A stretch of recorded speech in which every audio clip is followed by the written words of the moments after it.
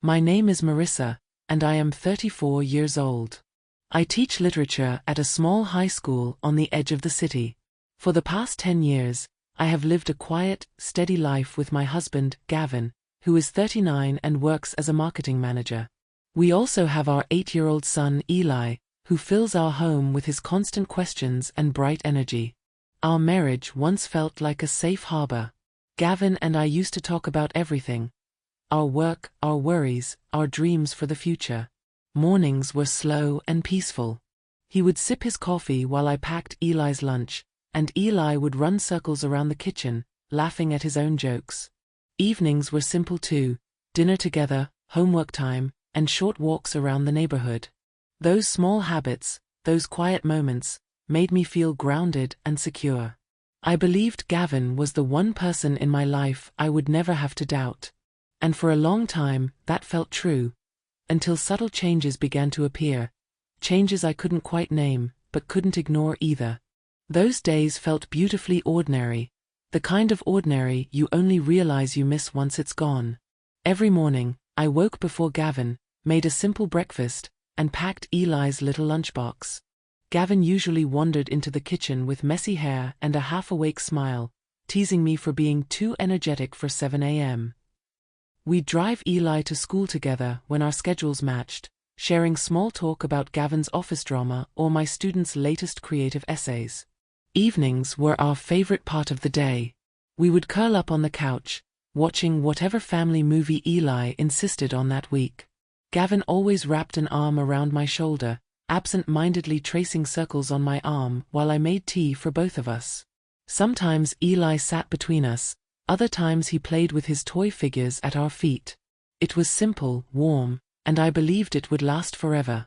We had plans, real ones. Gavin dreamed of buying a little house near the woods, somewhere quiet where Eli could grow up away from the city noise.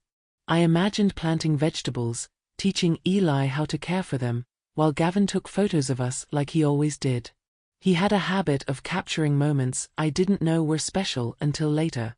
Gavin remembered every anniversary, every birthday, every silly celebration we invented. He often came home with a cake, just because.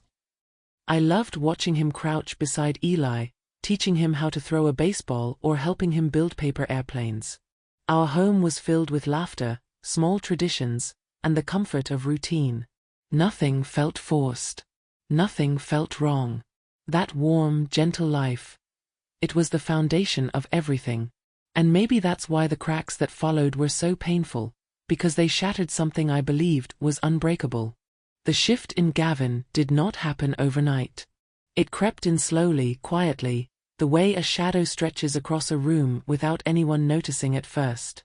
For the past 3 or 4 months, he had become someone I barely recognized. He came home later than usual, entering the house with a tired sigh and a distant expression. During dinner, he ate mechanically, eyes fixed on his plate or drifting toward nothing in particular. I tried to fill the silence with stories about Eli, about my students, about anything that could lighten the atmosphere, but Gavin only nodded or murmured vague responses. Even his body language changed. He no longer reached for my hand on the couch. He no longer leaned in when we talked. It was as if some invisible wall had risen between us. Weekends were the hardest. They used to be our sacred family time: pancakes in the morning, soccer games in the backyard, small grocery trips where Gavin always sneaked Eli a chocolate bar. Now, weekends became a list of excuses. I have an urgent project.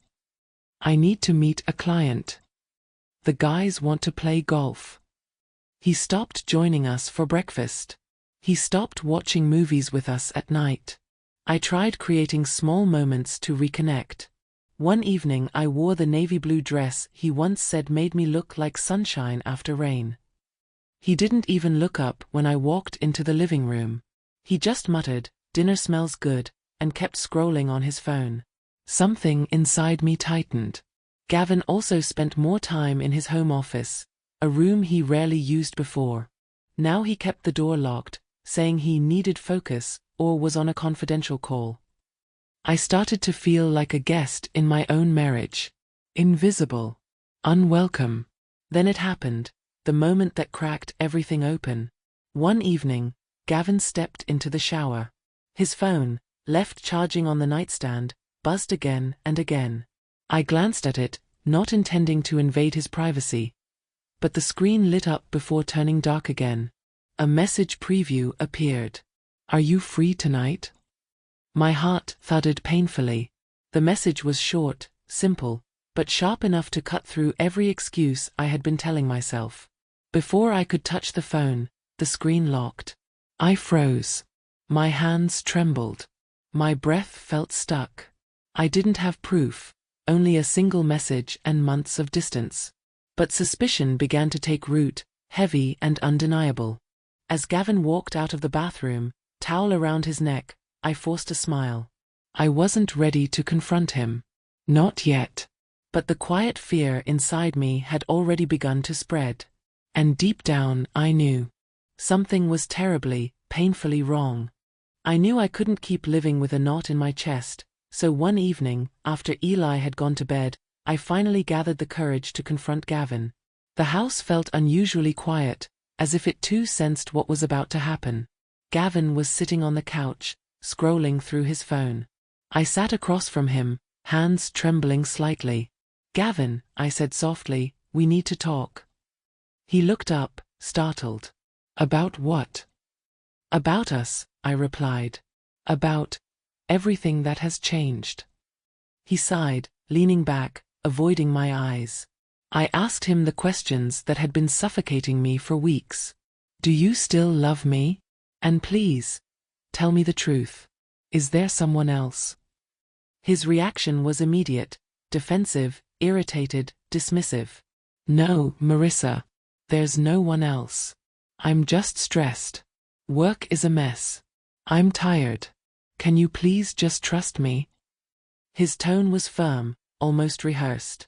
I wanted to believe him. I truly did. 10 years of marriage. 10 years of memories, promises, mornings and nights.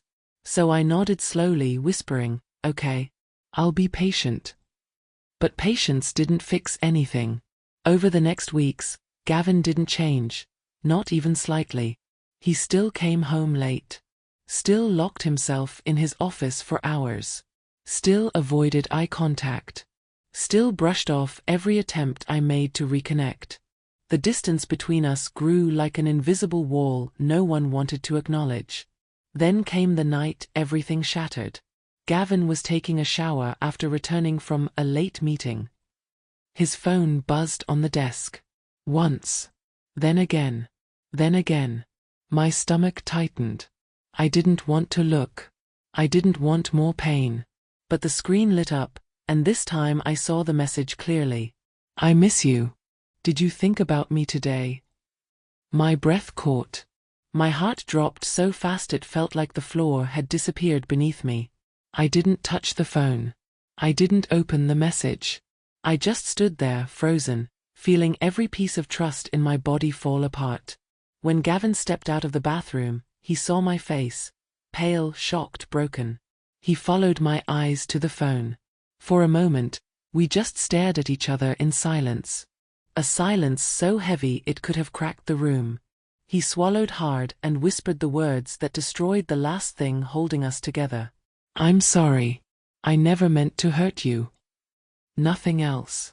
No explanation. No denial. No attempt to fight for what we had. Just an apology without a soul. That was the moment our marriage ended. I packed some clothes in a small suitcase. Woke Eli gently and told him we were staying at Grandma's for a little while. Gavin didn't stop us. He just stood in the hallway, looking smaller than I had ever seen him. And as I closed the door behind me, I felt the weight of a decade collapse into the quiet night. When Eli and I moved into my mother's house, the silence felt different. It wasn't the cold, heavy silence I had lived with for months. This one was soft, but filled with a deep ache I couldn't escape. For the first few nights, I barely slept. Every time I closed my eyes, I replayed the moment I saw that message. "I miss you." The words cut through me again and again, like a slow echo I couldn't turn off. I blamed myself. Maybe I wasn't affectionate enough. Maybe I worked too much. Maybe I should have tried harder, smiled more, complained less. The questions circled endlessly, making the loneliness even heavier. My mother, Helen, didn't force conversations. She simply made tea for me every morning and left the cup by the window. At night, she would sit beside me while I cried, her hand resting gently on my back. Sometimes silence is the only comfort that works. Days passed, and something inside me began to shift. I noticed how light Eli became, laughing freely again while playing in the yard. I noticed how my chest didn't feel as tight when I woke up. And I noticed how my thoughts slowly moved away from Gavin and toward myself. I started journaling, just a few lines each day, but enough to release the weight. I took short walks around the lake near my mother's house, breathing deeper than I had in months. I reread old books I used to love, letting familiar words soothe me. And for the first time in a long while, I admitted the truth. The loneliness didn't start the day I left Gavin. It started long before that, when I stayed silent while my heart was breaking. Recognizing that was painful. But it was also the first small light at the end of a very dark tunnel. Returning to work wasn't easy at first. My mind wandered during classes, and sometimes I had to step outside just to breathe. But slowly, something changed. The laughter of my students, their eagerness to learn, the way they shared their small victories with me, all of it pulled me back into the world one gentle moment at a time. At Rachel's insistence, I enrolled in an advanced creative literature course. I told myself it was simply for professional growth, but somewhere deep inside, I knew I needed a new beginning, something that belonged only to me. The first evening in that classroom, surrounded by notebooks, worn-out novels, and strangers who loved stories as much as I did, I felt a spark I hadn't felt in years. A quiet but unmistakable sense of possibility. Rachel became an anchor during that period. She never pushed, never asked too many questions. She simply showed up, with coffee, with encouragement, with her calm presence. One day during lunch, she said something that stayed with me. "You know, Marissa, you don't need someone to choose you to be worthy. You were always enough." Those words didn't fix everything, but they planted a seed. I spent more time with Eli too. We built Lego castles, baked cookies that were mostly sugar, and invented bedtime stories about heroes who survived storms and found their way home. He didn't understand everything, but he understood enough, that his mother needed him, and that he needed her too. Eventually, I made a decision that marked a new chapter. I moved into a small apartment near the school. It wasn't perfect, the kitchen tiles were old, the windows creaked, and the paint wasn't quite the shade I wanted. But it was mine. I chose the curtains, the bookshelf, the soft yellow lamp for my writing desk. Eli helped me paint stars on the wall of his room. Piece by piece, I rebuilt myself inside that space. I didn't rush healing. I didn't pretend to be fine. I simply allowed each day to unfold. Some were heavy, some were light. But all of them moved me forward. And somewhere along the way, without realizing it, I rediscovered something I thought I had lost forever. The ability to breathe freely, to think clearly, to stand tall, not as someone's wife, not as someone's shadow, but as myself. I wasn't healed yet. But I was healing. And that was enough. I stand in my new apartment, a small but warm space filled with soft light and the quiet breathing of my son Eli, sleeping in the next room. For the first time in months, the air feels calm. My chest feels light. And I finally feel like I'm living, not just surviving. When I look back, the journey feels unreal. Love that once felt unshakable. Trust that slowly cracked. The silent pain of watching a marriage fade. The night everything collapsed. And the long stretch of loneliness that followed. But then came the turning point. The moment I realized that healing was not about forgetting Gavin, or pretending the past never happened. It was about finding myself again. About learning that my worth wasn't defined by someone else's attention, or neglect. I rebuilt my life piece by piece. My work, my energy, my confidence, my inner peace. And now, standing here, I'm no longer the woman who cried quietly in the dark. I'm someone stronger, clearer, and more honest with myself than ever before. People often say pain destroys you. But they're wrong. Pain doesn't break you. It reveals the person you were always meant to become. So let me ask you this. If you were in my place, would you stay and forgive? Or would you walk away to protect your peace? Let me know your thoughts in the comments. And if you want to listen to more emotional English stories to improve your listening skills, make sure to subscribe. Your journey matters. Your voice matters. And your healing can begin anytime, even today.